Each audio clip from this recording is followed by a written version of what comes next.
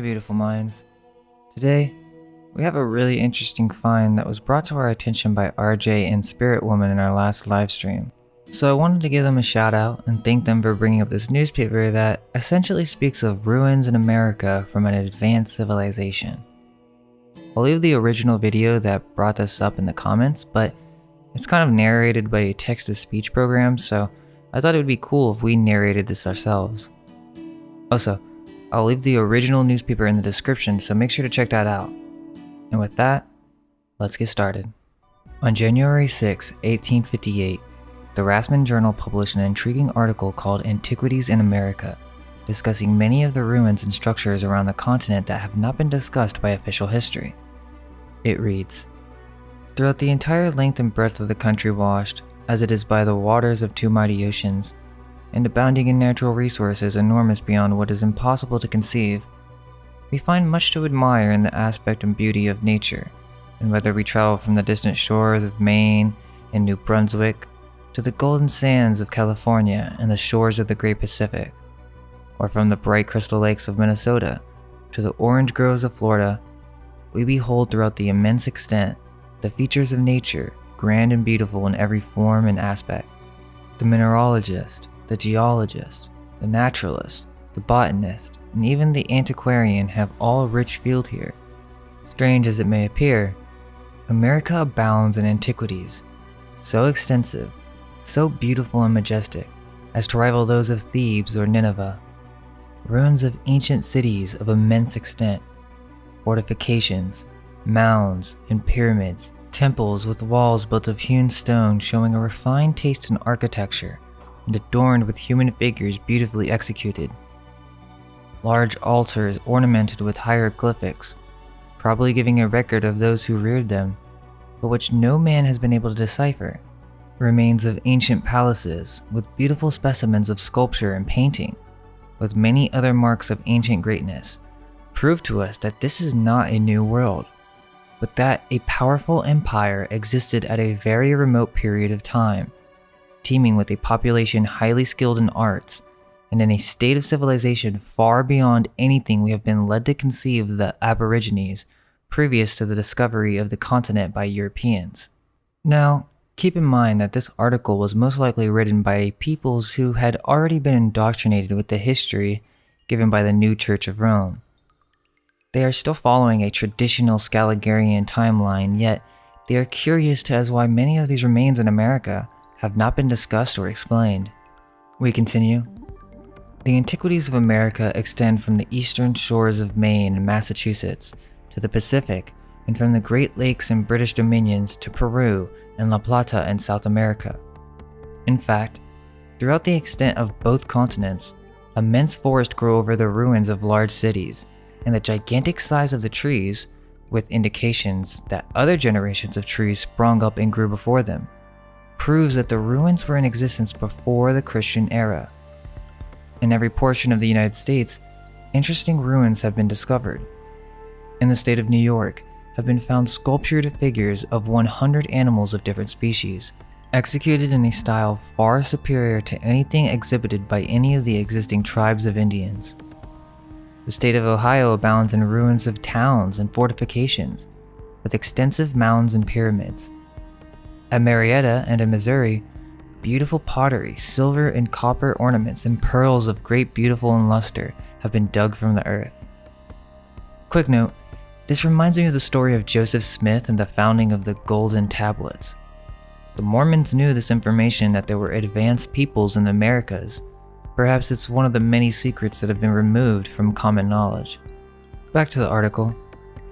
In the caves of Tennessee and Kentucky, mummies have been found in a high state of preservation, clothed with cloths and skins of various texture, and laid with feathers.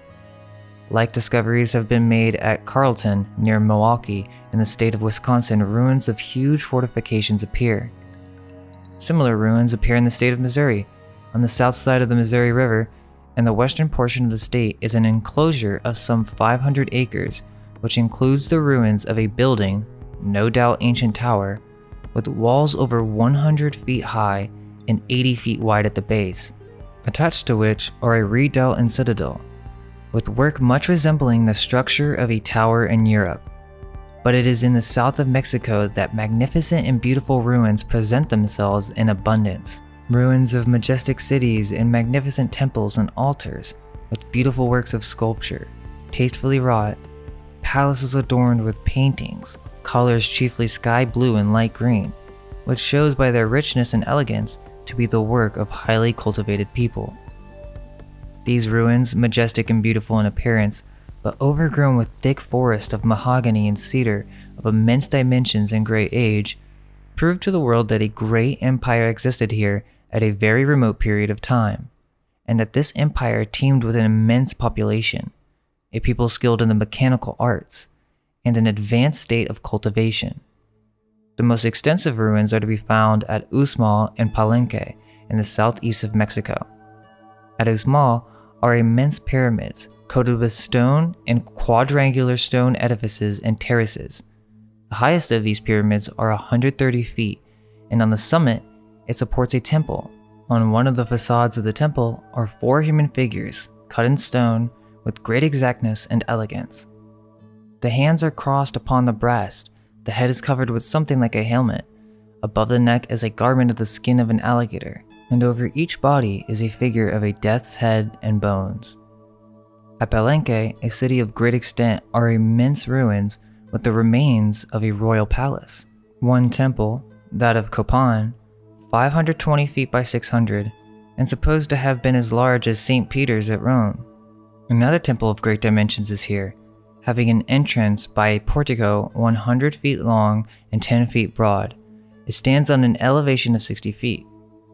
The pillars of the portico are adorned with hieroglyphics and other devices. Different objects of worship have been found, representations of the gods who were worshipped in this country.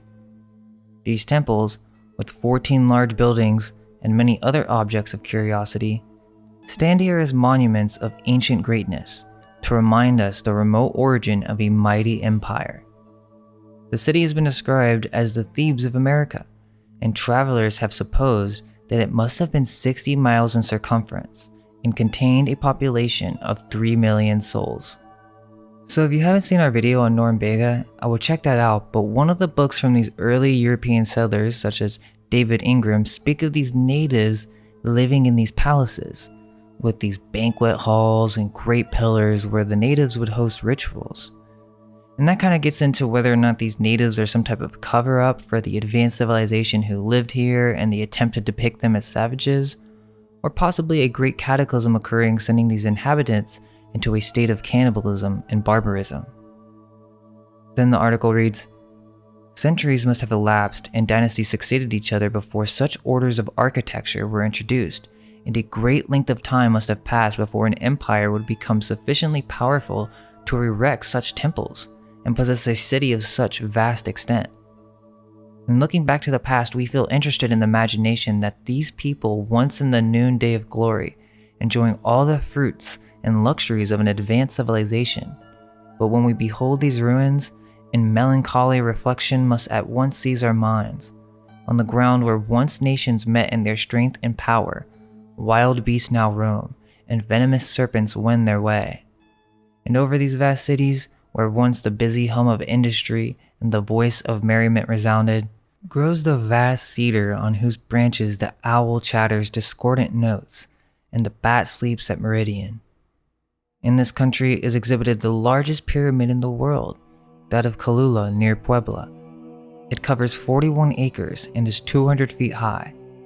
On its summit was a temple, and in the interior has been discovered a vault, roofed with beams of wood, containing skeletons and idols. Several other smaller pyramids surround this large one. It appears to have been formed by cutting a hill into an artificial shape. Its dimensions are immense, being nearly 3 miles in circumference and about 400 feet high. It is divided into terraces and slopes, covered with platforms, stages, and bastions, elevated one above the other, and are formed with large stones, skillfully cut and jointed with cement. In some respects, the style of architecture resembles the Gothic, being massive and durable, while in other respects it resembles the Egyptian, yet the general construction manner and style of architecture is different from anything hitherto described in the world. Notice how they compare this architecture to the Gothic style, perhaps Tartarian in nature. In Egypt, hieroglyphics on stone denote remarkable events which no one has yet been able to decipher. A dark shade rests on the antiquities of America, and a few rays of light enliven the gloom. We have ancient history to inform us of the events of Egypt, how the empire was founded, and how it prospered and how it fell. We have the same record for Babylon, Nineveh, Greece, Rome, and Carthage, but not the least information have we relative to those who erected these cities. What people and hence they came, not a ray of light to dispel the dark gloom which seems to rest on the earliest history of America. Well, that's because the priests and historians of the Jesuit Catholic Church removed this information and claimed most of it as being their origin. Back to the article. Architecture, sculpture, painting, and all the arts that adorn civilized life have flourished in this country at a period far remote. There is evidence sufficient to prove that these cities were in ruins at least 16 or 1800 years ago. In Palenque are the remains of an altar over which grows an immense cedar, whose powerful roots enshrine it.